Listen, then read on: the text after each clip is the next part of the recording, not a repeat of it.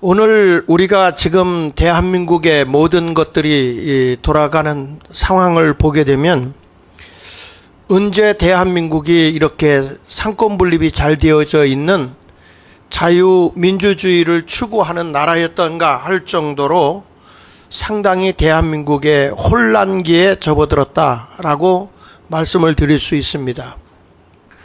도덕과 윤리가 다 무너지고, 그리고 무엇이 가장 소중한 것인가, 가치관이 다 상실되어져 가고 있는 현실 앞에서 한 어떤 특정인의 권력만 존재하는 것 같은 그런 대한민국이 되고야 말았다, 이렇게 보여지고 있습니다. 상권분립이 지켜져야 할 이 나라에 단독 권력 행사가 난무하고 있고, 권력 분립이 상당히 약화되고 있다, 이렇게 볼 수 있어요.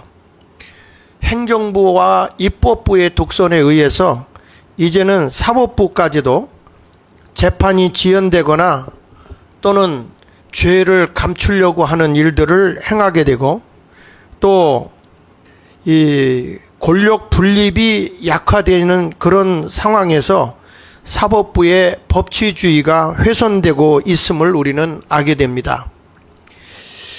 사법이 당연히 독립되어져서 국가의 모든 체계를, 권력을 넘어서서 법치가 나라를 다스릴 수 있어야 그래도 인간이 살아가는데 최소한의 규모가 있고 균형이 잡혀져 있는 그런 나라가 될 수 있겠다.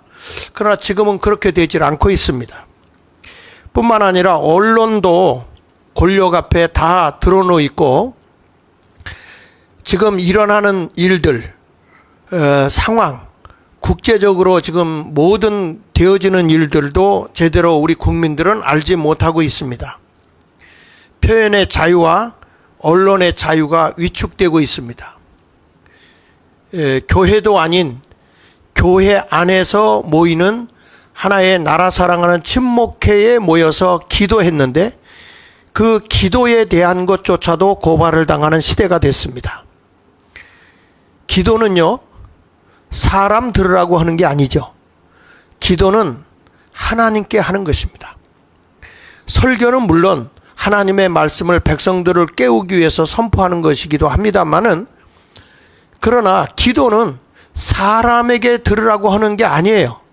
전능하신 하나님께 우리의 상황과 이 시대의 어려움의 모든 일들을 아뢰고 하나님이 해결해 주십시오라고 하는 기도입니다. 그런데 누가 감히 하나님께 기도하는 그런 기도까지도 제재를 받는 이런 대한민국이 되었다고 한다면 이 나라는 종교의 자유가 이미 무너진 거 아니겠습니까? 이러한 현실 앞에 도대체 한국의 교회들은 지금 이번에 이 여의도 순복음교회 이용훈 목사님 거기에 압수수색을 당한 것이라든지, 극동방송국의 원로인 김장원 목사님이 압수수색을 당한 것이라고 하는 것은, 이게 넘지 말아야 할 선을 넘어도 한참 넘은 것입니다. 이젠 그것도 모자라서 이제 오산 공군기지까지 미국과 한국이 같이 공유하는 그런 자리까지도 압수수색을 해서 은근히 미국의 반항을 불러일으켜서 결국에 가서는 반미운동을 하려고 하는 그런 운동을 우리에게 보여주고 있지 않는가 하는 생각을 하게 됩니다. 그러나 이 모든 상황을 우리가 보면서 왜 이런 일들이 일어나고 있느냐, 왜 이러한 끔찍한 사건들이 계속 일어나고 있느냐, 저는 한국 교회가 마치 요한이 요한복음을 기록할 당시와 똑같은, 살았다 하는 이름은 가졌으나 죽은 사대교회와 같이 한국 교회가 침몰되어 있다.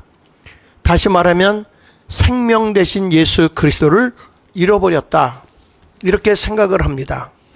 그래서 저는 오늘 다른 방송을 하지 않고 한국 교회를 깨운다, 이런 내용을 중심으로 해서 이 요한복음에 나타난 불과 예수 그리스도께서 부활 승천하시고 60여 년밖에 되지 않은, 그러니까 요한복음을 기록할 때가 90년에서 95년경 되니까 서기, 예수님이 부활승천하시고 약 60여 년 되었을 때에 이 요한복음이 기록되어 있는 그 당시의 교회가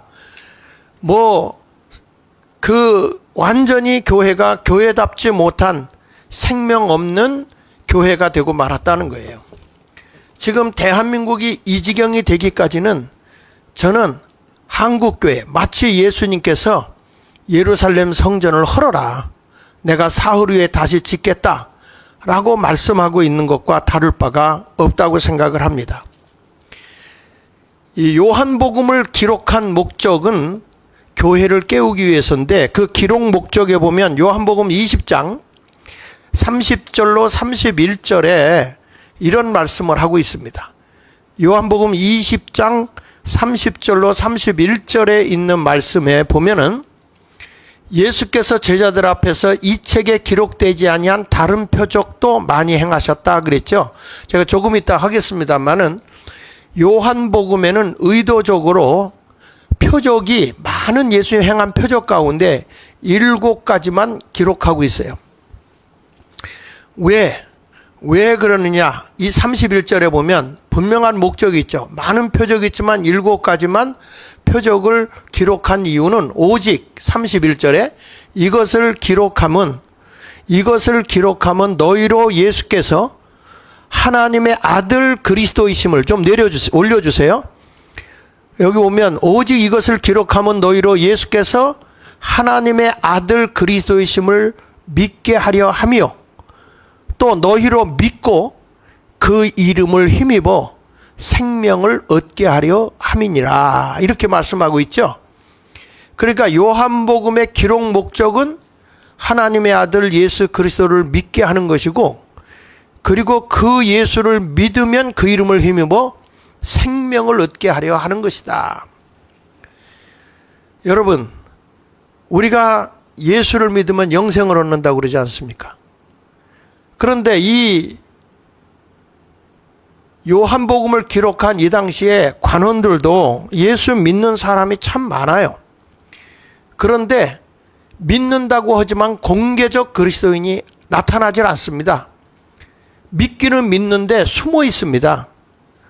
예수님은 이러한 사람들을 향해서 숨어 있지 말고 너희에게 불이익을 당한다 할지라도, 해를 입는다 할지라도 공개적 그리스도인이 되라.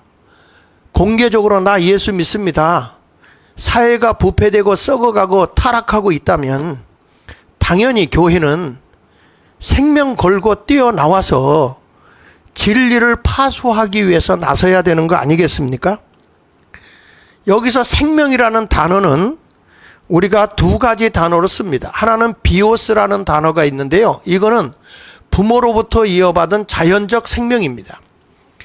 근데 여기서 말하는 생명이라는 것은 바로 믿음으로써 거듭난 생명, 다시 말하면 예수 그리스도를 통해서 얻어진 죽어도 다시 사는 영원한 생명입니다.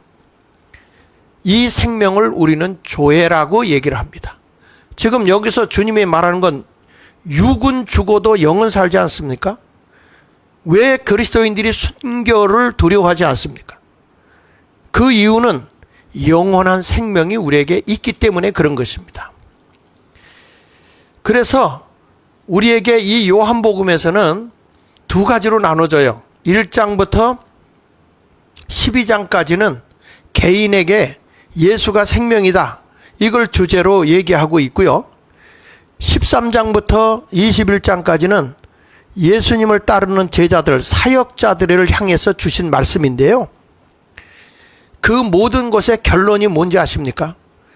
요한복음 12장 개인들에게 예수 믿고 생명을 얻은 자들에게 일러준 것은 딱 하나예요. 죽으라는 거예요. 한 알의 밀알이 땅에 떨어져 죽으면 많은 열매를 맺는다고 했어요. 요한복음을 기록한 내용에서도 보면 이제는 죽어야 산다는 거예요. 죽어야. 나라가 부패되어지고 나라가 썩어가고 있으면 기독교인들은 진리를 파수하기 위해서 죽어서 생명을, 많은 생명을 얻게 하는 그런 자리로 튀어나와야 된다 이거야. 이게 성경이 우리에게 일러주고 있는 그리스도인들의 모습이라고요. 교회 안에 앉아서 이런 말 하면은 어떤 세력이 반대하고 저런 말 하면 저런 사람이 반대하고 해서 그저 눈치만 슬슬 보고 있는 한국교회라고 한다면 당연히 예수님이 다시 오셔서 이 성전을 헐라고 할 겁니다. 이러한 모습을 보면서 예수님은 분명히 요한복음에서 내가 누구냐를 아이덴티티를, 정체성을 분명하게 밝히시는 분이 예수님이십니다. 그러면 예수님이 어떤 분입니까? 첫째로는 요한복음 6장 35절에 말씀하는 걸 보면 예수님이 이렇게 말하죠. 나는 생명의 떡이다. 예수께서 가라사대 내가 곧 생명의 떡이다. 그래서 내게 오는 자는 결코 줄이지 않는다. 여기서 보면 예수가 누구랍니까? 사람을 살리게 하는 생명의 떡이라는 것입니다. 자, 지금 이미 예수님이 부활승천하고 90년에서 95년 된 교회가 이미 죽어 있는 거예요. 여기에 뭘로 오신 것이냐? 예수가 생명으로 오셨다 이거야. 그래서 나는 생명의 떡이다. 나를 먹어야 너희가 사는 거다.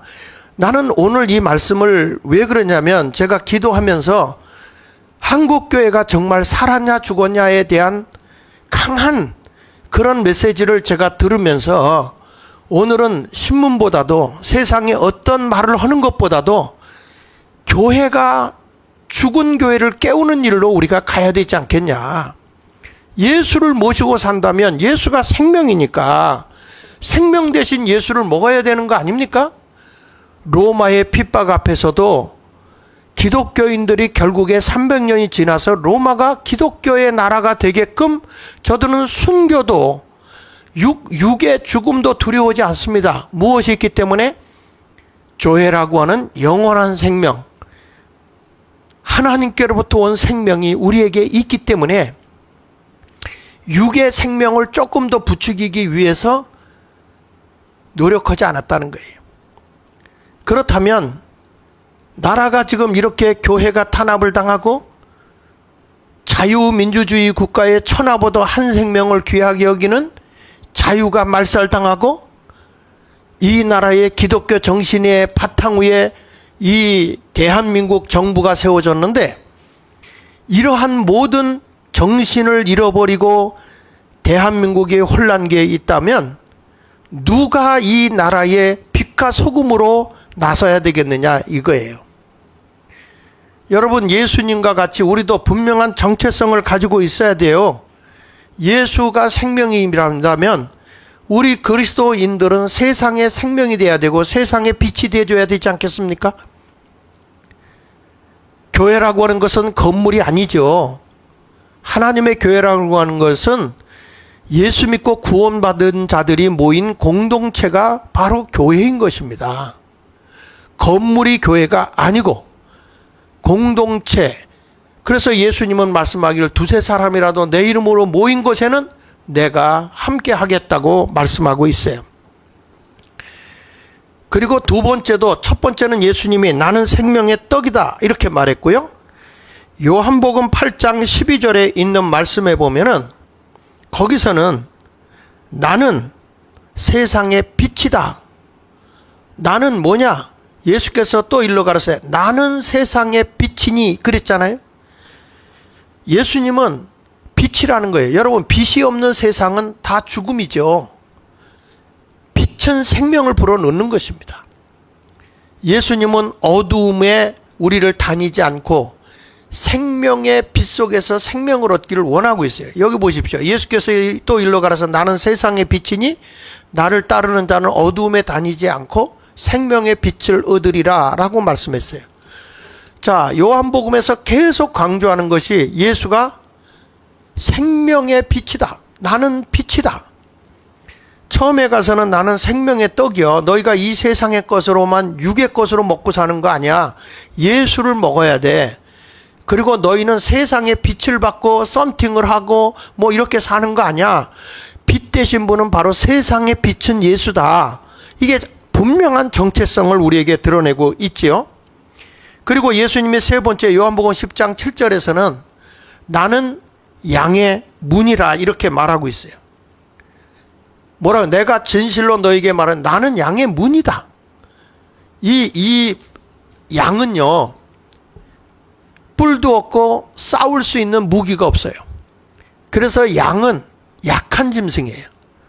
누가 보호해줘야 되느냐?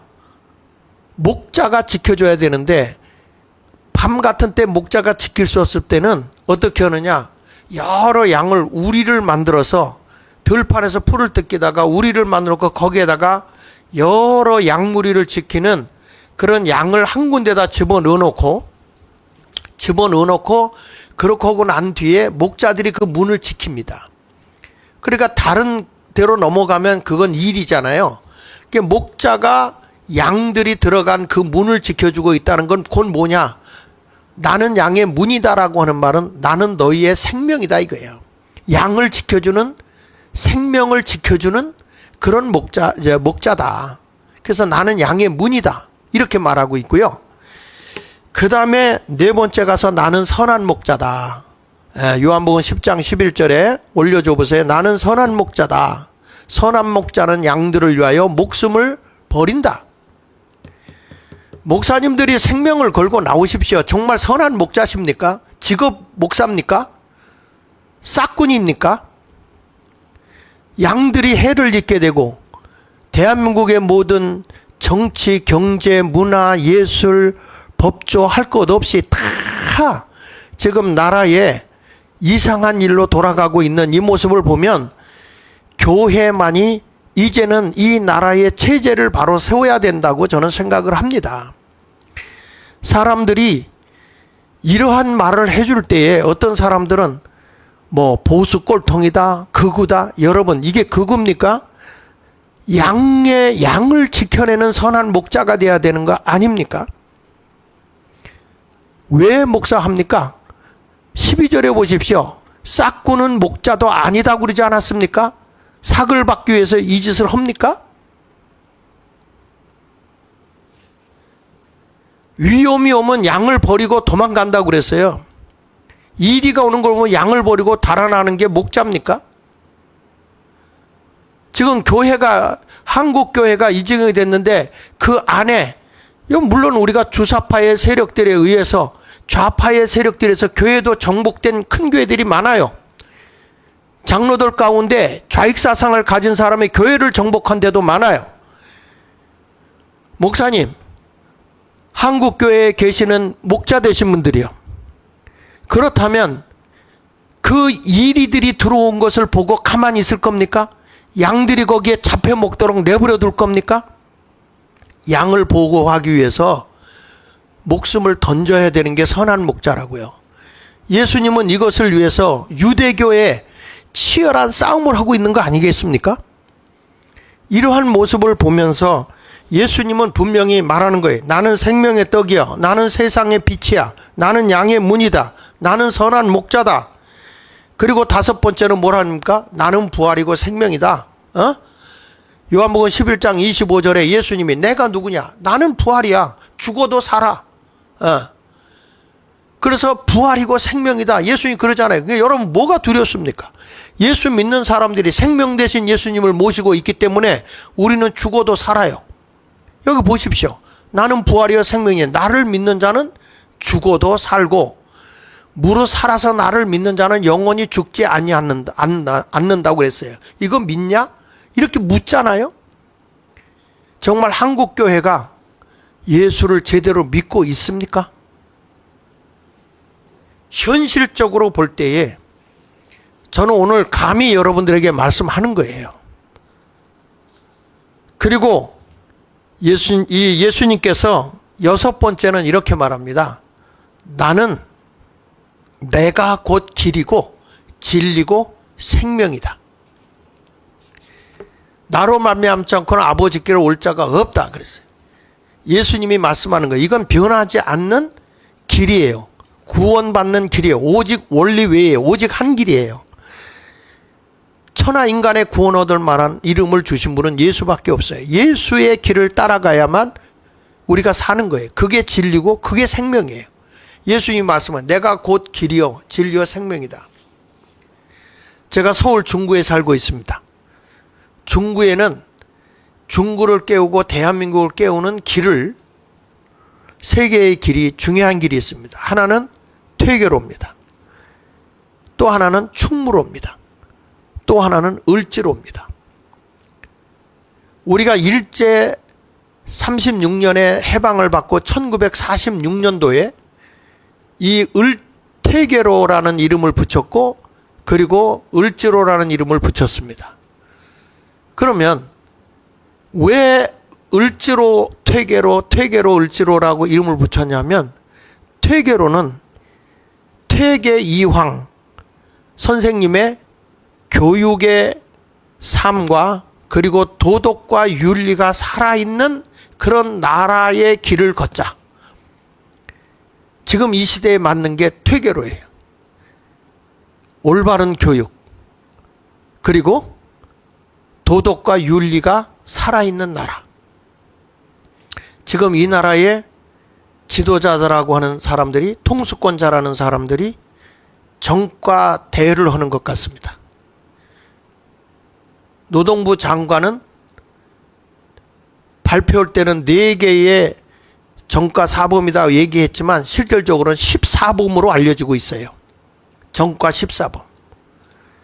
모든 죄들을 져놓고 나서 보면 대한민국의 우리 젊은이들에게 뭐라고 가르쳐야 할지 나라가 이 정도로 잘못되어져 가고 있다는 것에 대해서 저와 여러분들은 냉정하게 생각을 해야 돼요. 그러니까 퇴계로를 걸을 때마다 여러분 생각하십시오. 이 나라가 도덕이 바로 서 있고 윤리가 바로 서 있는 나라. 그러면서 교육이 살아있는 나라가 돼야 되는데 지금 우리나라 교육도 좌파적인 교육이 판을 치고 있는 이 나라. 도덕과 윤리가 무너져 가고 있는 이 나라에 다시 한번 퇴계로의 그 이름을 붙일 때의 정신이 살아나야 된다. 그리고 을지로라고 하는 것은 을지문덕이 수나라 100만을 물리치고 나서 그런 용맹과 그런 기백을 가지고 자유민주주의 국가를 지켜나가자고 해서 1940년도에 을지로라는 이름을 세웠다고요. 그러면 대한민국의 국민들이 지금 일어나야 될 거 아닙니까? 상권 분립이 무너져 나가고 있는데 법치가 무너졌는데 자유민주주의 국가가 어떤 통치 지도자의 한 사람에서 바뀔 나라냐고 이 나라가요. 생명 걸고 이제는 나와야 돼요. 하늘의 미랄에 되어서 땅에 떨어져 죽을 각오가 되지 않으면 안 된다 이거야. 그리고 충무로라는 건 이순신의 정신을 이어받자고서 생긴 게 충무로예요. 그러니까 대한민국은 이런 의식 있고 철저한 정신이 살아있는 민족이 되도록 해야 된다 이게. 그러니까 예수님이 누구냐? 내가 곧 길이다.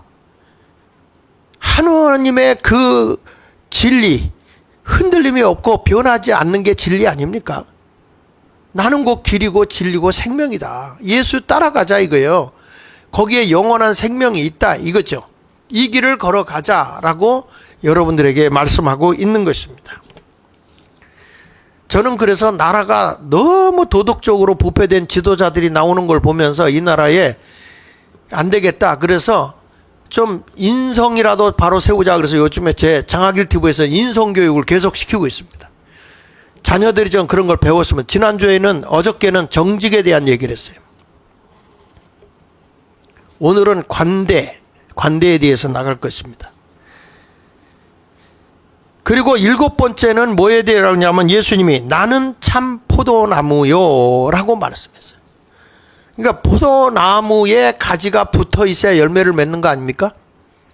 포도나무에 가지가 난 여기 달려있는 게 힘들어 나가. 그리고 떨어진다면 그 가지는 죽은 거겠죠?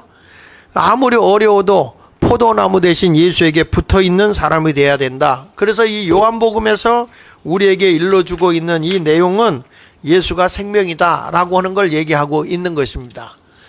제가 여기에 7가지 요한복음에서만 예수님이 누구냐, 나는 뭐뭐다, 나는 뭐뭐다, 나는 뭐뭐다 정체성을 분명히 했습니다. 나는 생명의 떡이다, 나는 세상의 빛이다, 나는 양의 문이다, 나는 선한 목자다, 나는 부활이고 생명이다, 나는 길이고 진리고 생명이다, 나는 참 포도나무다, 이렇게 말씀을 했습니다. 자, 여러분, 우리 그 예수님은 이런 분을 우리가 모시고 사는 거예요. 그런데 구세군의 창시자였던 윌리엄 부스가 교회의 위험 요소 6가지를 말했습니다. 교회의 위험 요소 6가지를 얘기를 했는데, 그 6가지에 보면은 첫째가 성령 없는 종교라고 했습니다. 성령 없는 종교. 그리고 두 번째 가서는 그리스도 없는 종교. 그러니까 성령이 빠져버린 종교, 형식만 있는 거지 하나님의 영이 살아 움직여야 되는데 교회 안에 성령이 없으면 그건 교회가 아니죠. 사람 소리밖에 안 나겠죠. 그리고 교회 안에 보면 그리스도가 없어요. 전부 다 내가 예수 그리스도가 주인된 교회가 아니고, 어느 교회 가봤더니 교회 안에가 완전 장사터로 바뀌어버린 것 같아. 예수님 당시 같이. 그리스도가 없고 장로가 주인인데, 또는 개척 멤버가 주인인 교회. 그리스도가 없어요. 교회의 머리는 예수 그리스도가 돼야 되는데 지금 그리스도가 없는 종교가 위험한 거다. 세 번째는 회개 없는 용서. 회개는 안 했는데 이미 자기는 예수님 때문에 용서받았다고 생각하는 거예요. 회개라는 게 뭡니까? 가던 길이 잘못됐다고 생각하면 올바른 길로 돌아서서 가는 거예요. 행동까지 변화돼야 회개인 거예요. 입술로만 나발나발 되는 게 회개가 아닙니다, 여러분. 내가 이런 죄를 보면 용서해서 행동까지, 삶까지도 바꿔줘야 그게 회개인 거예요. 네 번째로는 이 윌리엄 부스가 교회의 위험 요소가 뭐냐? 거듭남이 없는 교회, 거듭남이 없는 구원. 거듭남은 없는데 구원 받았다, 이렇게 말씀을 하고 있거든요. 그러니까 이런 것들을 우리가 보면 요즘에 한국교회하고 거의 같은 것 같아. 종교 생활만 하고 있는 거죠. 그리고 다섯 번째 가서는 하나님 없는 정치. 정치를 하는데 하나님이 계시질 않아요. 지금 나라가요, 하나님이 우리에게 주시는 말씀, 우리 사람들이 얘기를 한다고요. 아니 왜 교회가 정치에 관여하냐고. 여러분, 하나님이 나라를 세웁니다. 우리 기도하잖아요. 뜻이 하늘에서 이루어진 것 같이 땅에서 이루어져야 된다고 기도하잖아요. 그러면 하나님의 뜻이 이 땅에서 이루어지도록 교회는 그 일을 걸어가야 되는 거 아닙니까? 하나님의 정치가 이 땅에 실현돼야 되는 거 아니에요? 교회 나라가 썩든 말든, 하나님의 뜻을 저버리든 말든, 하나님의 뜻이 이 땅에 실현되지 않아도 팽개쳐버리는 게 그게 여러분 교회입니까? 그래서 하나님 없는 정치는 위험한 거예요. 공산국가가 되는 거예요. 유물론 사상에 젖어 있고, 물량주의가 판이치고, 사람이 많이 모이면 목회 성공이고, 진정한 그리스도인이 있어야 돼. 진정한. 그러면 여러분들의 기준으로 본다면 예수님이 핍박시대, 환란시대 때 12제자, 그 가운데 가룟 유다 하나 도망가고 한 제자나 11제자가 남아서 있었거든요. 예수님이 그렇게 훈련시키고. 그러면 예수님이 잘못된 겁니까? 예수님 당시에 내 살과 내 피를 마시라고 제자들에게 얘기했어요. 그때 많은 사람이 모여서 표적을 보고 따라왔던 사람들이 이건 너무 심히 어렵다. 그리고 도망가 버렸어요. 그때 예수님이 12제자 앞에 하신 말씀이 뭐라고 그랬냐면 너희도 가려느냐 물었어요. 그때 베드로가 영생의 말씀에 계시기 때문에 우리는 안 간다. 진정한 그리스도인은 내가 죽어도 다시 산다는 일사각오의 신앙을 가지고 살아야 되는 거지, 치부하고 살아가는 게 아니다 이거예요. 나라가 이 지경까지 되는데 두려워서 부들부들 떨고 있고, 이거 되겠습니까? 그 다음에 여섯 번째는 뭐라고 그랬냐면 지옥 없는 천국. 천국만 바라보세요. 지옥이 없는데 천국이 있습니까? 하나님의 뜻대로 잘못된 자들은 지옥 가는 거예요. 바로 선 사람은 천국 가는 거고. 그래서 구세군의 창시자 윌리엄 부스가 교회의 위험요소 6개를 말했는데 지금 한국교회가 그 길을 가고 있다고 저는 단언합니다. 성령 없는 종교, 그리스도 없는 종교, 회개 없는 용서, 거듭남 없는 구원, 하나님 없는 정치, 지옥 없는 천국. 이 요한복음을 통해서 우리는 하나님이 생명 잃어버린 교회에 대해서 강력하게 경고하고 권면하고 있는 내용이 요한복음에 기록되어져 있어요. 근데 요한복음에 나타나 있는 현실이 지금 한국에 그대로 나타나고 있기 때문에 제가 막 감히 말씀을 드리는 것입니다. 교회가 깨어나면 한국 살아요. 교회가 이렇게 그냥 방관하고 있고 권력 앞에 신현으로 있고 잘못되게 권력이 교회를 탄압하고 뭘 해도 말 한마디 못하고 내 교회가 아니니까 상관없다? 이러한 모습으로 가고 있는 교회가 무슨 생명 있는 교회입니까? 그래서 요한복음에는 예수님이 많은 표적을 행했지만 아까 요한복음 20장 31절에 말씀했잖아요. 그 31절에 가니까 여러 많은 표적이 있지만은 요 7가지 표적만 기록하는 것은 너희에게 생명이 있게 하기 위해서다. 예수를 믿어서 생명을 얻게 하려고 한 거다. 교회가 생명이 있어야 된다는 것이잖아요. 그래서 제가 오늘 요한복음 1장부터 12장까지에 나와 있는 7가지 표적에 대한 얘기를 하면서 이런 거죠. 요한복음 2장 1절부터 11절까지 나오면 여러분이 잘 아는 가나의 혼인잔치 사건이 일어납니다. 물이 변하여 포도주가 된 사건입니다. 자, 여기 보면 한 가정에 잔치를 하고 있습니다. 가나의 혼인잔치에.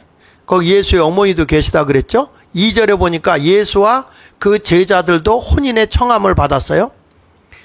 그런데 여기에 생각보다 손님이 많이 온 것 같습니다. 3절에 보면 포도주가 모자란다 그랬어요. 그 포도주가 떨어진 거예요. 이게 뭐 초장에 잔치집에 이 시대는 포도주가 잔치집에서는 굉장히 생명과 같은 거예요.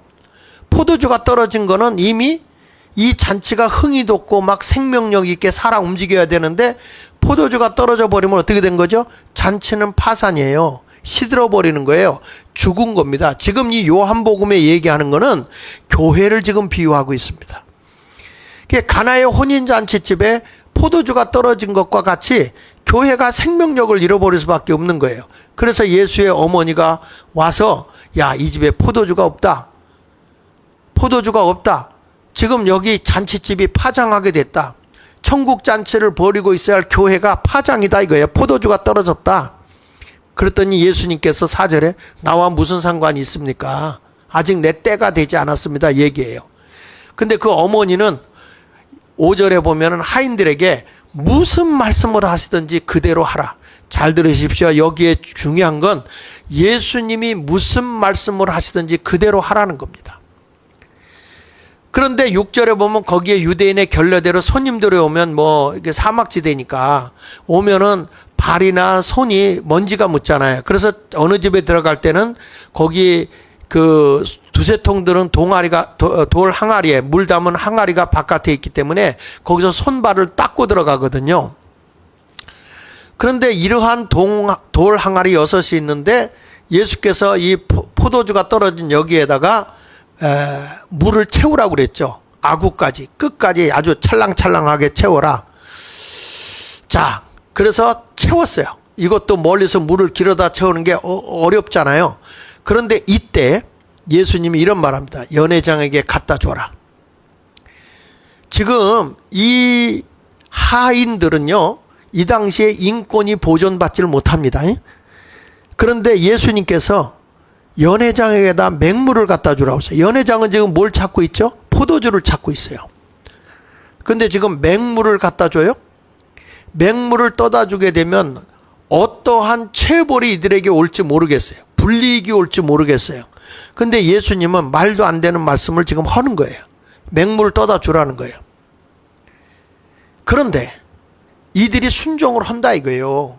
내가 불이익을 당하는 한이 있더라도 예수님의 말씀에 순종을 한다 이게 생명이라는 거예요. 나에게 어떤 위험이나 어려움이 오면 도망가는 게 아니고요. 주의 말씀대로 우리가 가야 된다 이거예요. 교회가 교회다워지려고 하면 내가 좀 불이익을 당해도 저도 나라를 위해서 나오고 이렇게 지금 어려움 속에 있을 때 제가 하다 보니까 제가 코로나 오기 전까지는요, 한 주도 제가 부흥회를 빼먹은 적이 없어요. 다 교회들 다니면서 복음으로 많이 깨웠고, CTS나 CBS에서 특강 강사로도 제가 초대를 받아서 돈을 내고 가는 게 아니고 초대받아 가서 특강을 했던 사람이에요.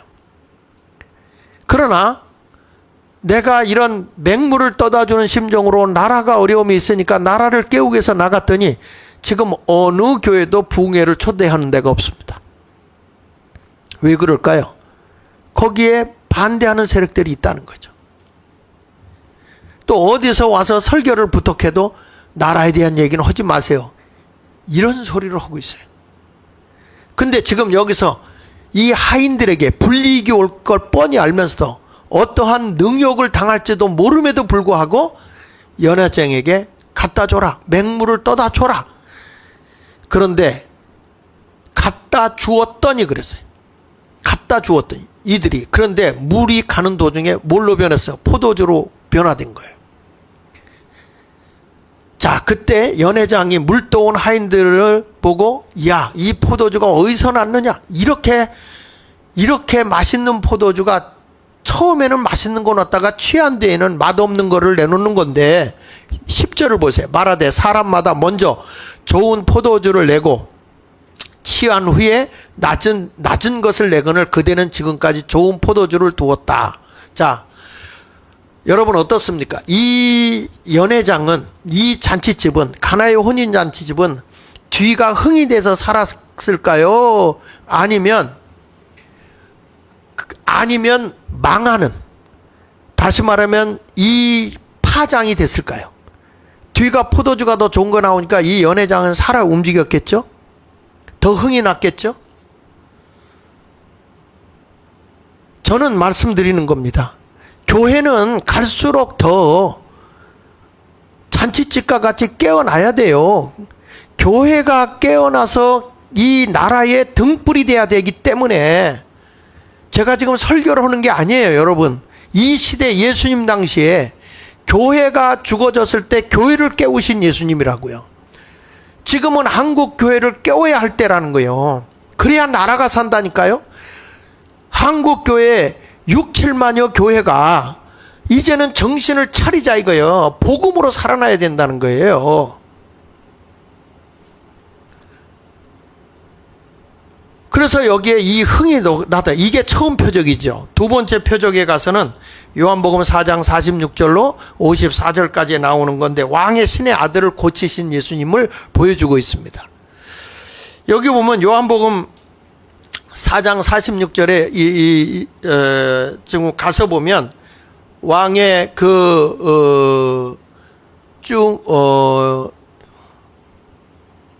이제 왕의 신하들을 고친 사건들이 쭉 나오는데, 쭉 내려서 보실까요? 여기 49절에 신하가 가로되 주여 내 아이가 죽게 됐습니다. 여러분, 이 가정이 어떻게 됐을까요? 이 가정이 아들이 죽게 됐으면 죽음이 오거나 슬픔이죠. 절망이죠. 50절에 보니까 내 아들이 살았다 예수님이 해요. 근데 이 사람이 예수의 하신 말씀을 믿고 갔어요. 주의 말씀을 의지하고 갔어요. 가보니까 종들을 만나니까 아이가 살았다 말하는 거예요. 그러면 그 낫기 시작한 때가 언제냐 물어보니까 7시 열기가 떨어졌네다 하는지라 아비가 예수께서 내 아들이 살았다 말씀하신 그때인 줄 알고 자기와 그 온 집이 다 믿었다 이렇게 말씀하고 있잖아요. 54절에 이것이 예수께서 유대에서 갈릴리에 오신 후 행하신 두 번째 표적이다. 그러니까 이 가정이 잔치집이 됐겠죠. 죽어가던 아이가 살아났어요. 얼마나 행복하고 기뻤겠습니까? 교회는요 이렇게 생명을 불어넣는 거예요.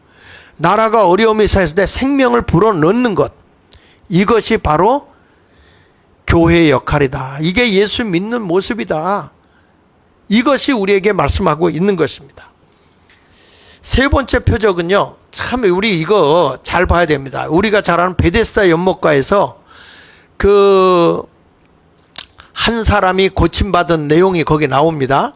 근데 여기 보면 베데스다 연못가에 전설적인 이야기가 있어요. 1년에 한 번씩 물이 용솟음 치는 게, 내가 미국의 엘로스톤이라는 곳을 가봤거든요. 거기에 가보면 이 정기적으로 물이 막 부글부글 끓어요. 그러다가 분수가 쫙 쏟듯이 시간대에 맞춰서 일정하게 그렇게 온천 화산지대에 있는 데가 그런 게 일어나더라고요. 근데 여기도 그런 것 같습니다. 물이 어느 1년에 한 번씩 물이 이렇게 동할 때가 있었는데 물이 막 움직였나 봐. 그러면 사람들이 거기에 제일 먼저 들어가면 어떤 병에 걸렸든지 병이 낫는다는 이런 소문이 있었기 때문에 사람들이 거기에 엄청나게 많이 갔죠. 이따금씩 거기에 물을 이제 천사가 동해놓는다 이렇게 생각한 거예요. 근데 거기에 누가 가 있었냐면 38년 된 병자가 거기에 앉았었던 거예요. 오랜 동안 거기 있었는데 자기가 들어가려고 하면 다른 사람이 먼저 들어가니까 이 사람은 거기 그냥 혹시라도 내가 여기서 나을까 하고 기대하고 있었던 것이죠. 예수께 다가온 거예요. 예수께서 다가와서 병이 벌써 오랜 줄 아시고 하시는 말씀이, 내가 낫고자 하느냐 이렇게 물어봤어요. 내가 낫고자 하느냐? 그랬더니 병자가 대답하되 주여, 물이 동할 때 나를 못에 넣어줄 사람이 없어 내가 가는 동안에 다른 사람이 먼저 내려갑니다. 뭘 얘기하는 거냐면, 이게 성경이니까 이렇게 말하죠. 아마 틀림없이 욕했을 거예요. 내가 여기 터줏대감이다 이거야. 내가 여기 오래 있었다 이거야. 근데 나보다 좀 더 건강한 사람이 내가 내려가려고 어그적 할 때 먼저 튀어들어간다 이거예요. 어떤 사람이든지 제일 먼저 들어가는 사람만 낫는다는 전설적인 이야기가 있었는데, 나를 여기에 넣어줄 사람이 없다는 거예요. Nobody help me, 그거예요. 아무도 나를 도와줄 사람이 없습니다 이렇게 말한 거예요. 나를 못에 넣어줄 사람이 없어 이렇게 말하는 거는 지금 이 사람 위에서 나오는 게 뭐죠? 원망과 불평이 꽉 차 있는 거예요. 그때 예수께서 8절에 뭐라고 하냐, 내 자리를 들고 걸어가라. 이게 지금 교회를 향해서 하시는 말씀이거든요. 근데 그 사람이 곧 나와서 자리를 들고 걸어가요. 얼마나 행복합니까? 근데 그게 중요한 게 아니고, 이 날은 안식일이에요. 안식일 날은 이들의 미슈나법에 의해서 자리를 들고 가면 안 되고, 물건을 들고 가도 안 되고, 또 그날은 불을 켜도 안 되고, 그날은 키즈를 해도 안 되고, 이런 법이 있잖아요. 근데 안식일 날 자기가 깔고 있던 자리를 들고 일어나 걸어간다? 이건 안식일을 어기는 거예요. 그러니까 안식일이 사람을 위해 있는 게 아니라 사람이 안식일을 위해 존재하는 것 같은 그런 율법적인 것만 살아있었기 때문에 이 당시에 교회는 완전히 폐쇄된 공간의 교회가 된 거예요. 근데 예수님이 오셔서 안식일 날 유대인들의 병을 낫게 해서 자리를 들고 걸어가라고 해서 이 사람이 자리를 들고 걸어가는 거예요. 이때 유대인들이 병 나은 사람에게 하는 말이, 안식일인데 내가 자리를 들고 가는 게 합당하지 않아. 내가 왜 자리를 들고 가? 옳지 않아. 보세요. 이 사람이 병 낫고 건강한 거에 대해 관심이 없잖아요. 지금 우리나라가 이제 60여 년, 해방받고 나서 지금 우리나라가 이제 75년이 지나고 나서 지금에 와서 보니까 이 나라의 합법적인 정부가 1948년도에 유엔에 인정받았잖아요. 그러니까 지금 우리가 볼 때는 지금 77년, 1945년부터 하면 80년이에요. 그러면 80년이 된 지금의 우리 이 모습을 보면 한국교회가 꼭 이 38년 된 병자와 같은 모습이에요. 그래 가다가 자리를 들고 걸어가라. 그래서 걸어가서 이제 났어요. 막 힘이 났어요. 교회도 부흥되고 재밌어요. 그런데 주변에 있는 사람들이 이렇게 말하는 거예요. 유대인들이 병 나은 사람에게 하는 말이, 야, 안식일인데 내가 자리를 들고 가는 게 옳지 않다. 야, 이 날이 안식일이야. 근데 왜 너 자리를 들고 걸어가? 그러니까 이 시대에 율법을 어기게, 미슈나의 법인 율법을 어기게 되면 유대교에서 출교를 당하거든요. 그러면 유대교라는 공동체 안에서 이들이 살게 되어 있는 이스라엘 백성인데, 유대교에서 출교당하면 어떻게 되죠? 이방인 되는 거예요. 혜택을 누리고 살 수가 없는 거죠. 이런 상황이 되니까 너 왜 안식일인데 자리를 두고 가? 이거 잘못된 거야. 옳지 않아. 이렇게 말해요. 그랬더니 이 사람이 하는 말이 기가 막혀요. 나 책임 없어. 나를 낫게 한 그가 자리를 들고 걸어가라 했어. 내 자리를 낫게 한 거야. 그분이 날 들어 걸어가라고 해서 나는 그분의 말 듣고 간 것뿐이야. 그랬더니 도대체 너더러 자리를 들고 걸어가라 한 사람이 누구야? 이 안식일날 감히 널더러 자리를 들고 가라 한 사람이 누구야? 그랬더니 기가 막히죠. 13절 보세요. 고침을 받은 사람이 그가 누군지 알지 못했어요. 뭘 얘기하는 겁니까, 여러분? 예수와 상관없는 거야. 나만 잘 먹고 잘 입고 잘 살면 되는 거예요. 너의 병을 고쳐준 자가 누구냐? 모른다는 거예요. 이게 남의 얘기예요? 한국교회 아니에요? 나만 잘 먹고 잘 입고 잘 살면 되는 거 아닙니까?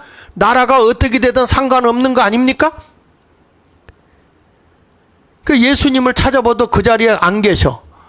그런데 보십시오. 그 후에 성전에서 예수를 이 사람이 만납니다. 성전에서 그 사람을 만나 이르되 보라 내가 이제 낫잖니 더 심한 것이 생기지 않게 다시는 죄를 범하지 마라. 빚되게 살아라. 그 얘기 아닙니까? 그런데 15절에 이 사람이 어떻게 했어요? 그 사람이 유대인들에게 가서 자기를 고치는 예수라고 자기를 고치니는 예수라고 고발해버린 거야. 그러므로 안식일에 이런 일을 행한다 하여 유대인들이 예수를 핍박하게 된 거죠. 한국 교회가요, 이렇게 나라를 위해서 바르게 살려고 광화문에서 우리가 외치고 싸워가면서 정말 예수 한국을 이루고 복음으로 남북 통일을 이루자고 외치는 이런 일들, 나라가 잘못되어져 가고 공산화되어져 가는 것에 대해서 치열하고 처절하게 싸우고 있으면 함께하는 게 아니라 지금 똑같아. 이 유대인들과 같이 고발해버려요. 저도 고발한 사람 보니까 목사더라고. 그러니까 여러분 여기 보세요. 결국에 예수를 어떻게 했어요? 유대인들이 핍박하잖아요. 박해하지 않습니까? 이 요한복음에서 지금 일러주고 있는 게 이 시대에 교회라고 하는 것이 형식과 가식, 외형적으로 크게 됐지만은 생명을 잃어버리면 이런 꼴이 나오는데 대한민국의 교회가 지금 이런 모습으로 나온다 이거야. 그렇다면 여러분 생명 있는 교회는 어떻게 나옵니까? 시간이 없으니까 제가 9장을 넘어가서 보면요. 거기에 우리가 그 실로암에 가서 소경이 눈을 뜬 내용이 나오잖아요. 실로암에 가서. 거기서 보니까 소경으로 난 거 이제 사람들이 물어요. 2절에 보니까 얘가 태어날 때부터 소경으로 태어났는데 이게 부모의 죄입니까? 본인의 죄입니까? 사람들은 어떤 약점을 보면 자꾸 이렇게 그 사람의 그 약점을 드러내잖아요. 본인의 죄입니까? 부모의 죄입니까? 그랬더니 예수님이 하시는 말씀이 부모의 죄도 아니고 그의 죄도 아니다. 뭐냐? 하나님이 일을 하시려고 한다. 저는 지금 이 말씀을 보면서 소망이 생기는 거예요. 대한민국이라는 나라가 그대로 이대로 내버려 둘 거라고 저는 생각하지 않습니다. 하나님이 하실 거라고 봅니다. 누구의 죄라고 삿대질하지 말자. 우리 교회만 깨어 일어나면 하나님이 일하신다. 그러면서 예수님께서 거기 5절을 내려가서 보면 내가 세상에 있는 동안은 세상의 빛이다 이렇게 말씀하시면서 이 소경에게 갑자기 예수님이요 땅에다가 침을 뱉어서 진흙을 이기는 거야. 여러분 예수님의 침과 여러분의 침 가운데 어느 침이 더 깨끗할 것 같아요? 예수님 당시는 치약 칫솔이 없었어요. 근데 예수님이 침을 뱉어서 이기는데 한 번 뱉었겠어요? 침이 그렇게 자주 나와요? 가래침도 받았겠죠. 그리고 그 진흙을 이겨서 어떻게 했습니까? 그의 눈에 발랐어요. 다른 사람 같으면요, 이게 뭐 하는 짓이냐고. 아니, 구걸 오는 사람한테 돈이나 줄 거지 이게 뭐 하는 짓입니까? 그런데 이 사람은 예수를 믿는 사람이야. 7절에 이르되 실로암 못에 가서 씻으라. 그 자리에서 뜨게도 하실 수 있는데 예수님은 실로암 못에 가서 씻으라. 소경에게 더듬더듬해서 가라는 거예요. 그래서 가서 씻고 눈이 밝아졌어요. 눈이 떠진 겁니다. 자, 우리가 어떤 불이익을 당해도요, 주님을 위해 살아가는 사람은요, 좀 불평하지 말고 원망하지 말고 좀 합시다. 어떤 분은 이런 얘기를 해요. 광화문에만 나가서 있다고 그거 뭐 맨날 똑같은 얘기한다 얘기하는데, 저는 이렇게 감히 말합니다. 여리고성을 무너뜨릴 때 저들이 아무 말도 안 하고 돌기만 했어요. 별 사람 다 있겠죠. 마지막 날 7바퀴 돌 때는 더 불평을 많이 했겠죠. 이렇게만 한다고 뭐 저들을 정복할 수 있겠어? 이런 말 했겠죠. 근데 다 돌고 나서 나팔을 불라 할 때, 나팔 불 때 여리고성이 무너지는 거예요. 우리도 이렇게 기독교인들이 기도하면서 나가서 연합되고 천만이 모이자, 그 모인다고 뭐가 이루어질 거냐 그러지 말고요, 하나님의 뜻을 쫓아가자 이거야. 자, 그래가지고 이 사람이 눈이 떠져갖고 들어오는데 사람들이 묻는 거예요. 너 내 눈이 어떻게 떠졌느냐? 10절에. 그랬더니 11절에 하는 얘기 좀 보세요. 예수라는 그 사람이 진흙을 이겨 내 눈에 발랐다. 자, 아까 베데스다 연못가에 있었던 38년 된 병자는 눈 뜨고 예수를 봤는데 예수를 몰랐어요. 아니, 그 병을 고쳤으면 누군데 나를 이렇게 말씀으로 고쳐줬습니까? 이렇게 말해야 될 거 아니에요? 근데 그는 상관없어. 나만 잘 되면 되는 거지. 나의 고쳐준 사람이 예수든 뭐든 무슨 상관이 있어요? 아무 상관없다는 거죠. 근데 이 사람 보세요. 누가 내 눈을 뜨겠냐? 한 번도 본 적도 없어. 근데 예수라 하는 그 사람이 내 눈에다가 진흙을 바르고 실로암에 가서 씻으라 그래서 씻었더니 봤습니다. 9장 12절에 어디 있느냐? 그랬더니 모르죠. 갔다 와보니까 안 계셔. 모르겠다 어디 갔는지. 그래서 바리새인들에게 갔어요. 왜냐? 예수님이 눈을 뜨게 한 진흙을 바르고 또 이 사람이 실로암에 가서 씻은 것이 미슈나법에 의해서 안식일을 어긴 거거든요. 거리를 걸어가서 씻은 것이. 그래서 여기서 말하는 거예요. 진흙을 이겨 눈을 뜨게 하신 날은 무슨 날이냐? 안식일이다. 율법에 매여 있는 거죠 지금. 그러므로 바리새인들도 어떻게 보게 된 걸 물으니 그 사람이 예수님이 진흙을 이겨서 내가 가서 씻고 봤다. 그러니까 사람들이 말하는 거예요. 안식일인데 미슈나법을 어겼다는 거죠. 안식일을 지키지 아니하니 이는 하나님께로 온 사람이 아니다. 그랬더니 이제 어떤 사람은 이제 막 분쟁이 일어나는 거예요. 아니, 죄인이 어떻게 이런 표적을 행하겠느냐 하고 논쟁이 일어났어요. 그래가지고 17절에 소경한테 묻습니다. 야, 너 어떻게 눈을 뜨게 된 거냐? 그랬더니 소경이 대답하는 게 이런 말이에요. 그 사람이 내 눈을 뜨게 했으니 너는 그분을 어떤 분으로 보냐? 그랬더니 그분이 선지자죠. 그래서 유대인들이 소경의 부모를 찾아가서 야, 얘가 진짜 태어날 때부터 소경으로 난 게 맞아? 그리고 얘가 내 아들이야? 그럼 네 아들이라면 어떻게 눈을 떠서 본 거냐? 이렇게 물은 거예요. 그랬더니 부모가 하는 말이 얘가 내 아들이고 태어날 때 소경으로 난 거 확실하다 이렇게 말해요.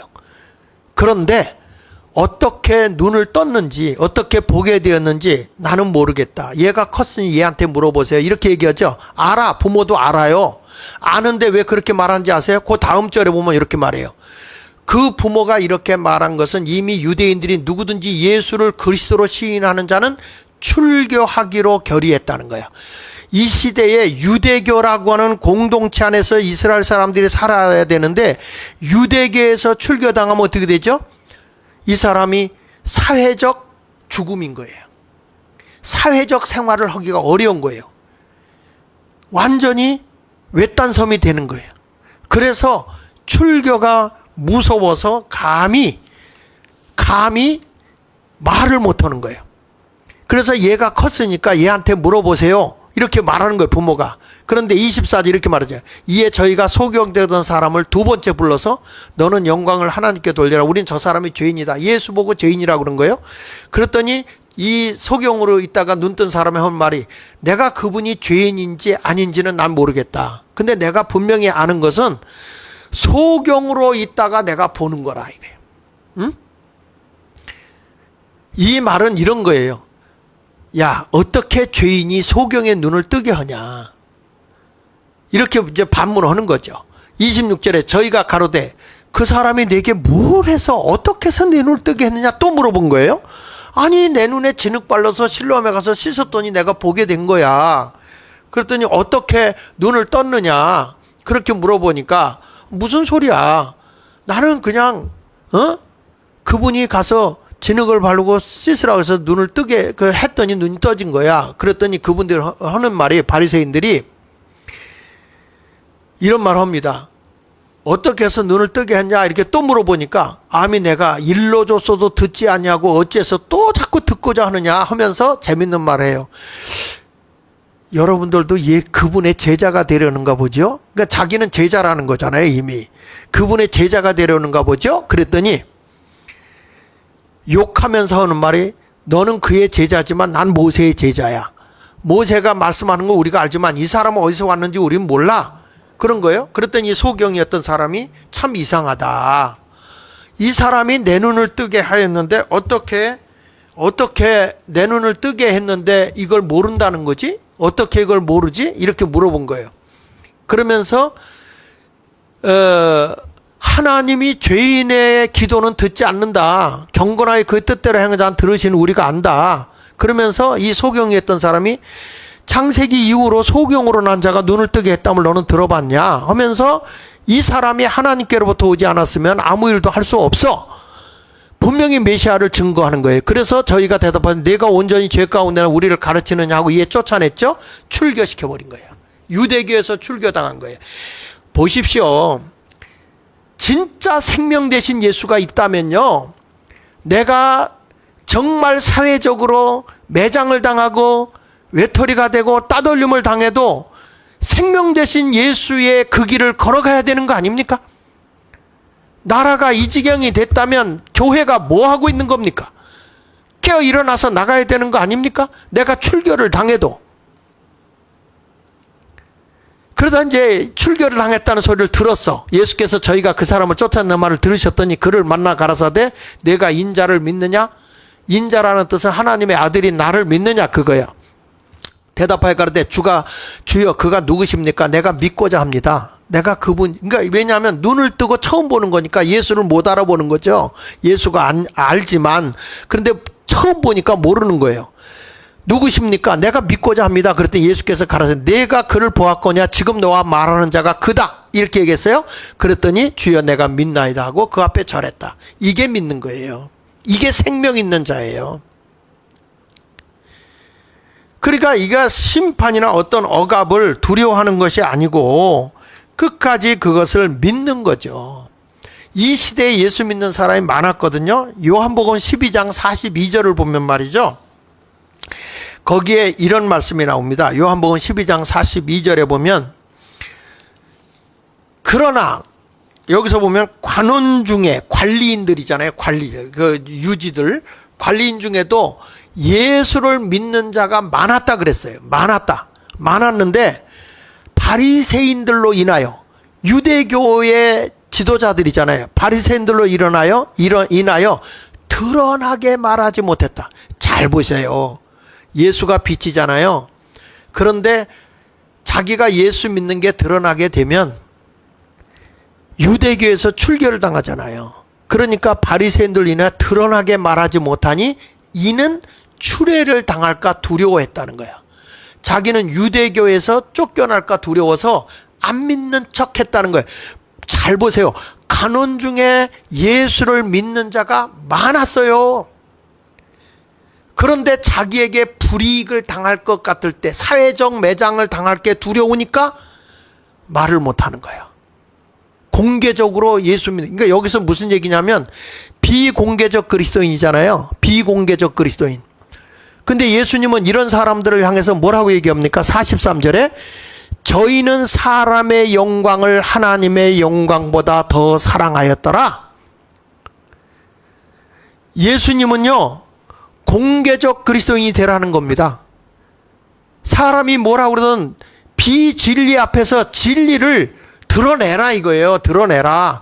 공개적 그리스도인이 되라 이거예요. 아니, 나라가 이렇게 했는데 권력 앞에서 무서워요? 사슬시포란 권력이 있어서 두려워요? 감히 뭐라고 성도들에게 순교하라고 외칠 거예요. 나라가 이 지경이 되고 나라가 이렇게 잘못 가고 있으면 한국 교회가 깨어나야 될 거 아닙니까? 성경만 들고 다닌다고, 이런 성경책만 들고 다닌다고, 목사고 성경책만 들고 있다고, 성경책만 외우고 있다고, 성경 구절 외웠다고 해서 그리스도인이냐고요. 한국교회 죽은 교회 되고 있지 않습니까? 사대교회와 같이 살았다는 이름은 가졌으나 실상은 죽은 교회 아닙니까 지금?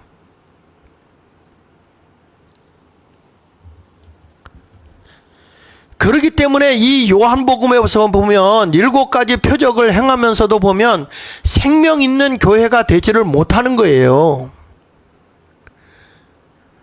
나라가 이뤄올 때는 이제는 일어나야 됩니다. 그 어제도 뭐 수원에서 열심히 모여서 이게 외치고 막 전국에서 모여서 이렇게 하잖아요. 교회에서 이런 거 보면 이런 것을 어떻게 하냐고 얘기하겠죠. 그럼 뭐 여기 7가지 표적을 제가 잠깐 얘기하면, 가나의 혼인잔치 표적, 왕의 신의 아들을 고친 사건, 38년 된 병자를 고친 사건, 그 다음에 오병이어 기적을 행하잖아요. 다 굶어 죽어 가게 할 때 거기에 다 배불리 먹고 12강주리가 남는 기적을 이루어진 사건. 그러니까 예수님은 이 세상의 문제 다 그냥 파고 들어가세요. 그냥 외면하는 거 아니라고요. 세상 속으로 들어갔잖아요. 제자들이 풍랑을 만나 어려울 때 예수님 바다 위로 걸어오신 기적도 행하셨어요. 요한복음 6장 16절 이하에.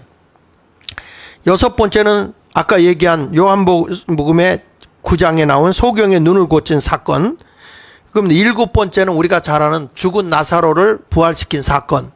이러한 놀라운 일들을 행하시면서 예수님은 오늘도 우리에게 공개적 그리스도인이 되거라 말하고 있는 거예요. 그래서 요한복음 12장 24절 한 번 더, 요한복음 이제 그 일반적으로 얘기하는 게 이제 12장 24절에 보니까 한 알의 미랄이 타여 땅에 떨어져 죽자, 죽어야 산다. 요한복음 13장부터 21장까지는 이제 제자들에게 주신 말씀이거든요. 사역자들에게 주신 말씀이야. 근데 거기서도 마지막이 뭐가 나오죠? 베드로에게 거꾸로 십자가에 달려 죽자는 거예요. 결국에 하나님 나라를 이 땅에 실현하기 위해서는 영적인 지도자들은요 죽는 거예요.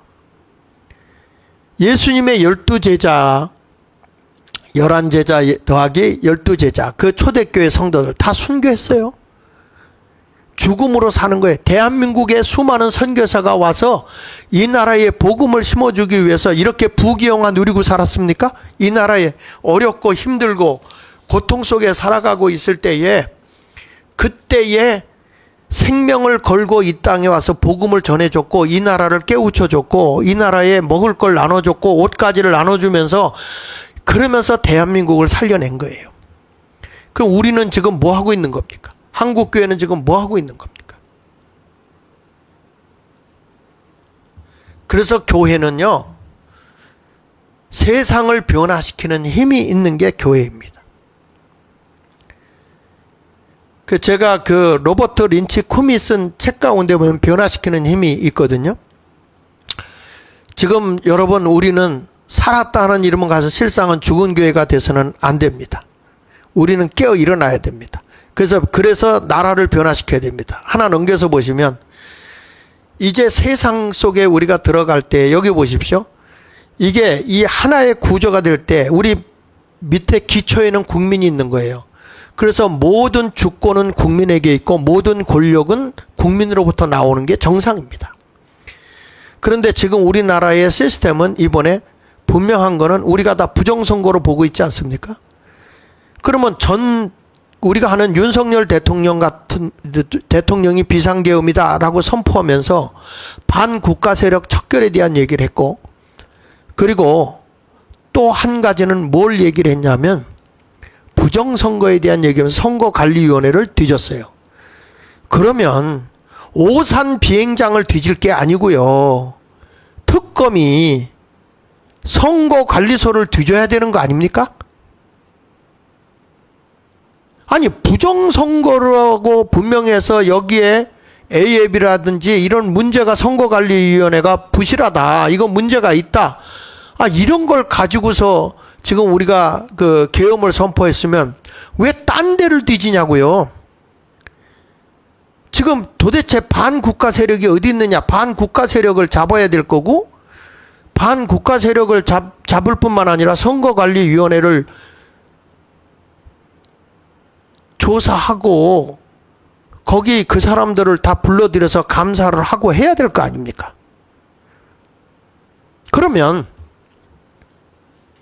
지금 사법부가 잘못 가고 있고 특검이 잘못 가고 있으면 방법은 딱 하나. 국민이 일어나야 되고 교회가 일어나야 돼요. 왜 그러냐? 모든 구조의 모든 것을 움직이는 것은 국민입니다. 국민. 지금 우리 국민이 기둥을 세웠어요. 정치. 모든 권력은 국민으로부터 주어지기 때문에. 그리고 경제가 정말로 굳건하게 스스로 잘 이루어지도록 해야 되는데, 지금 우리나라의 경제도 사회주의, 전체주의로 지금 시스템이 바뀌어져 가고 있는 모습을 보잖아요. 그러니까 사회적 시스템이라고 하는 것을 보면, 그러면 모든 사람이 정치라든지 경제라든지 이런 모든 것이 국민 모두에게 공동의 가치로서 공동의 유의감을 위해서 그것을 힘써줄 수 있는 데가 어디냐면 지붕 역할을 하는 게 종교라고요. 물론 여기서 종교라고 했습니다만은 기독교가 이 사실을 잘 가져야 되잖아요. 우리 대한민국이 자유민주주의 국가가 세워지고 자유시장 경제가 이루어지고, 그 다음에 그 한미동맹이 굳건하게 이루어질 때도 기독교의 정신 안에서 이루어졌거든요. 그래서 공동의 가치 및 사명이 이 종교라는 지붕이 딱 있어야 되는데, 이 지붕이 무너져 버리니까 교회가 교회 구실을 못하니까 정치는 정치대로 설쳐되고 경제는 경제대로 뒤죽박죽 되어져 가고 있고, 외교는 외교대로 엉망이 되어 가고 있고, 나라가 이제 이 관세로 인해서 어렵고 힘들게 됐다 그러면 이제 반미운동 하겠죠.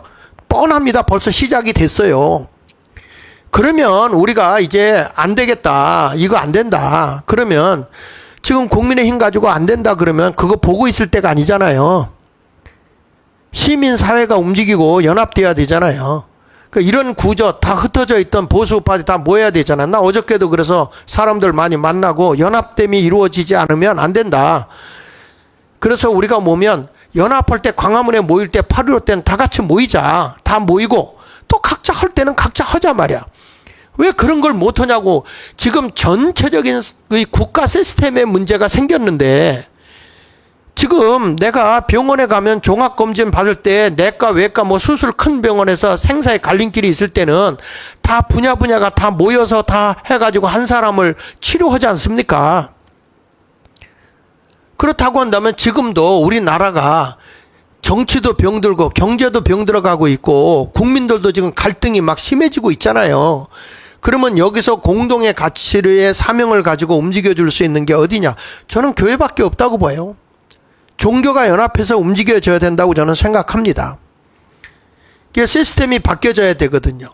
나라가 어려울 때 하나님이 원하시는 샬롬 공동체가 있어요. 넘겨서 보시면 샬롬 공동체가 있는데, 거기 보면 올바른 종교가 하나님의 뜻, 올바른 종교 시스템을, 하나님의 뜻을 따라가는 올바른 종교 시스템이 있어야 되고, 그리고 누구는 잘 먹고 누구는 잘 살고 뭐 이게 아니에요.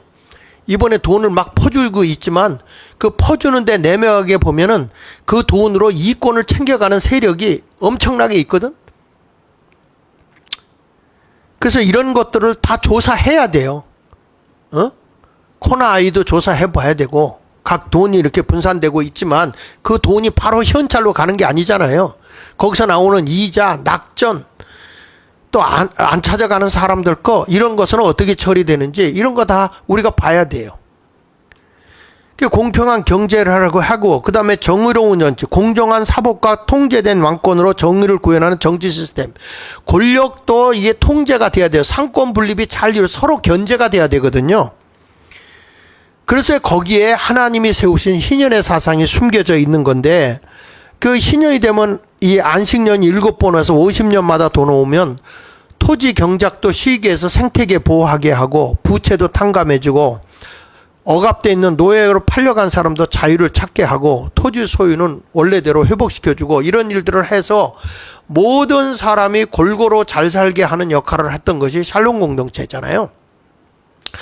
하나님은요, 이 나라의 뜻이 이루어지게 하는 거예요. 그러기 위해서는 하나 넘겨서 보면 우리가 굉장히 중요한 게, 제가 왜 이렇게 연합됨이 이루어져야 되냐. 한국교회가 지금 병들었는데 그대로 내버려둬서는 안 된다는 거잖아요. 그러기 위해서는 관계적인 힘이 구성이 돼야 돼요. 독불장군식으로 가지 말고 연합됨이 이루어져야 되는데, 공동의 가치와 사명을 목적으로 개인 간의 신뢰관계를 조직화함으로써 만들어진 호혜적 힘이 관계적인 힘이라고요. 교회가 지금 이파 저파 뭐야 이렇게 다툴 때가 아니고, 나라가 위기일 때는 좀 탁 터놓고 모이자 이거예요. 모이자. 지금 좌파들이 지금 뭐 하겠다고 그러죠? 광화문 해가지고 그날 축제를 벌리면서 이재명 대통령 임명식을 한답니다. 난 참 이해가 안 되는 거예요. 이미 국가에서 국민들이 뭐 이렇게 해서 됐다고 하면, 그러니까 이게 왜냐하면 인정을 안 하잖아요. 국제적으로도. 왜? 부정선거니까. 그러니까 자기들끼리의 잔치를 또 하겠다는 거 아니겠어요? 그러면 나라가 이 정도 됐으면 지금 뭐가 비정상적으로 가게 있다고 그러면, 공동의 가치와 사명을 위해서 우리가 개인 간에 다 서로 신뢰하고 모여줘야 돼요. 아, 이 사람은 이게 싫고 저거 싫고 다 쳐내가지고서 어떻게 우리가 지금은 우리 보수 우파가 저 좌파 세력을 이긴다고 하는 겁니까?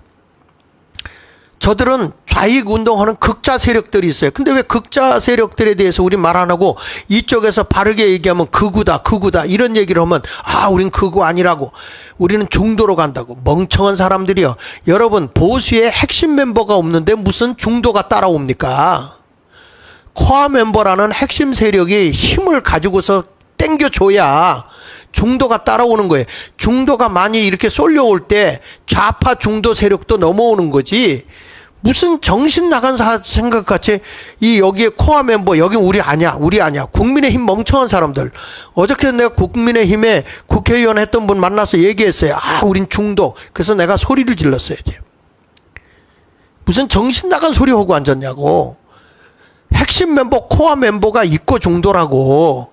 여기서 땡겨오는 힘이 없는데 어떻게 중도가 따라오냐고, 멍청한 사람들아.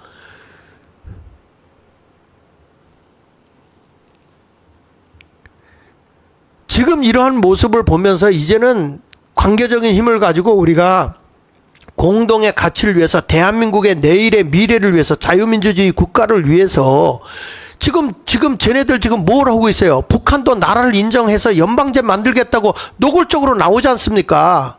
북한의 나라를 인정하겠다. 연방제로 가자. 둘이 합해서 연방제가 일어나서 같은 군사를 가지면 전쟁이 북한 애들이 내려오면 우리가 저들을 대적해서 싸우지 못해. 왜? 같은 나라로서 연방제로서 1대1 동등한 입장에서 우리가 한 나라로 가게 되면 우리가 맞설 수가 없어요. 지금 이러한 일을 지금 노골적으로 지금 하고 있지 않습니까? 지금 다 보이고 있는데, 교회들은, 교회가 말살 정치에서 북한에 무슨 교회가 있습니까?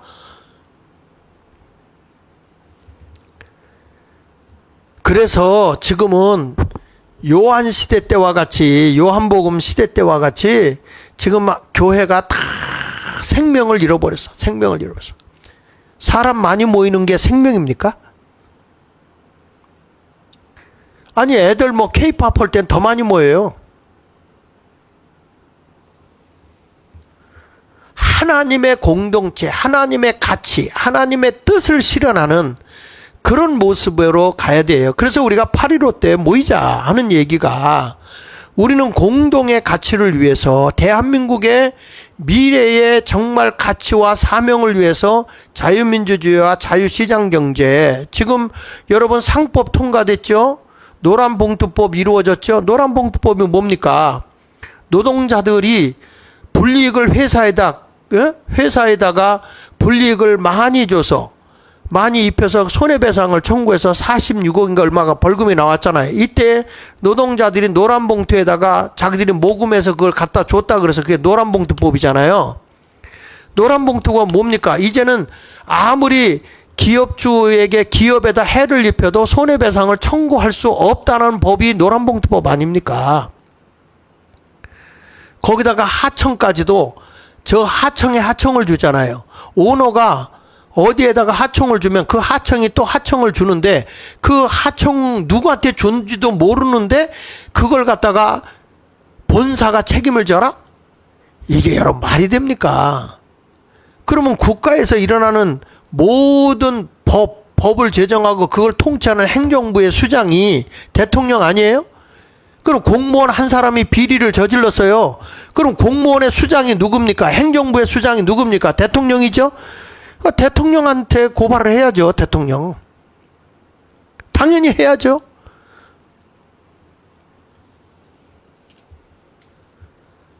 그러니까 지금 다 법이 아니에요. 권력자는 아무 법에도 저촉을 안 받아요. 이런 모습을 보면서 나라가 병들어가고 있을 때 교회는 등대가 돼야 되고 빛이 돼야 되고 바른 길로 걸어가야 되잖아요. 시대적 어려울 때 관계적 힘을 사용한 사람이 누구예요? 느헤미야지요. 이스라엘 백성들의 자율적인 관계적 힘을 이용해서 성벽을 재건하게 했어요. 주변에 있는 나라의 외세도 도움을 받았어요. 느헤미야는.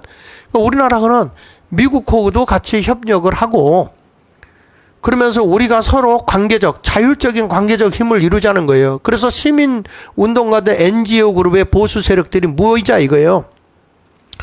언론계도 저들에게 다 빼앗기고 있는데 그렇다면 보수의 언론계가 다시 한번 모이자 이거지. 관계적 힘을 형성하면 된다고요. 나 잘났다고 소리치지 말고 서로 물고 뜯지 말고 이제는 하나가 돼서 지금은 하나가 돼서 이 막강한 권력의 싸움과 맞서야 하지 않습니까? 바울도 그랬어요. 이스라엘 백성들의 실천적 삶 및 관계적인 힘을 이용해서 로마 제국을 300년 만에 기독교 국가로 변화시킨 거 아닙니까? 그러니까 예수님은 로마를 포함해서 전 세계를 통치하는 분이시에요. 그러니까 바울도 이러한 모습으로 우리가 한 것처럼 예수님은 제자들에게 관계적인 힘을 가지고 리더로서 훈련시키고 정치, 경제, 종교제들의 억압과 착취에 시달리고 있는 백성들과 관계적인 힘을 이용해서 기득권 세력에 대항을 했거든요. 그러니까 그 시대에 예수님 당시 오셨을 때 희년의 복음을 전하니까 예수님을 낭떠러지다 밀어 죽이려고 그러잖아요. 정치적으로, 경제적으로, 종교적으로 잘못됐을 때 그들과 진리를 지키기 위해서 싸우신 분이 예수님이에요. 그러면 지금도 교회가 국가가 잘못되어져 가고 있으면은 정치적으로나 경제적으로나 문화적으로나 또는 교육적으로 잘못 가고 있으면 교회가 뭡니까? 자리만 지키고 있을 겁니까? 예수님이 그럴 거예요. 이 성전 헐어라. 내가 사흘 만에 다시 짓겠다. 전에 내가 이런 적이 있어요. 아주 교회를 크게 짓는 교회에 붕해를 간 적이 있어요. 교회를 굉장히 건물을 크게 질 때 제가 이런 적이 있어요. 복음을 전하면서 건물이 큰 것이 교회가 아니고 성도들의 공동체 움직이는 성도들이 교회다. 그러니까 예수님도 능욕을 지고 영문 밖으로 나가라.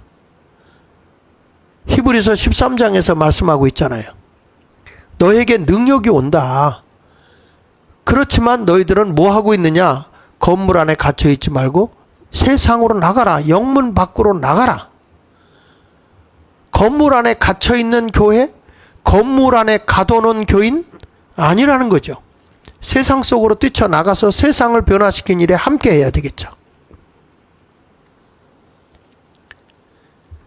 이러한 모든 관계적인 힘을 잘 이루기 위해서 여기 보면 공동의 가치와 사명은 일반적 정의 구현 및 빈곤 해결, 궁극적으로 기독교의 부활의 가치가 사회적으로 실현되어야 된다.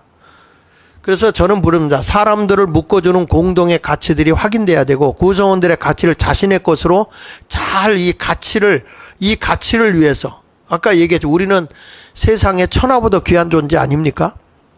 그러니까 가치 있는 존재. 얼마나 소중한가. 예수님의 핏값을 주고 나를 살 정도로 예수님만큼의 가치가 나가는 존재.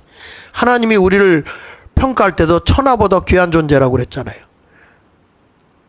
천하를 얻고도 한 생명을 잃으면 무엇이 유익하겠느냐 그랬는데, 천하보다도 한 생명이 귀한 것인데, 이런 모든 것을 우리가 기억하면서 하나님의 뜻을 온전히 드러낼 수 있는 자가 되어야 할 것입니다. 그 가치를 분명히 하고 우리 대한민국 살리는 일에 교회의 역할을 바로 하십시오.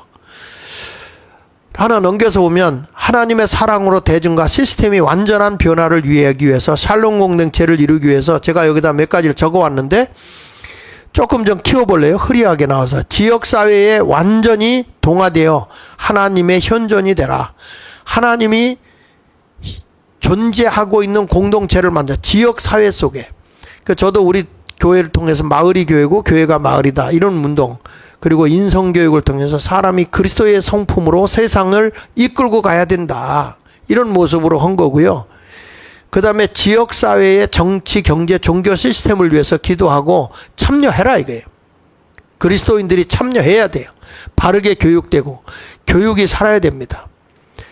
그 다음에 자비를 베풀고 이웃을 돌보는 등 약자를 옹호하고 보아라. 어려운 일 있을 때 우리가 나눔의 삶을 해야 되고, 그래서 나눔으로써 부를 이룬다는 걸 우리가 실현해야 됩니다.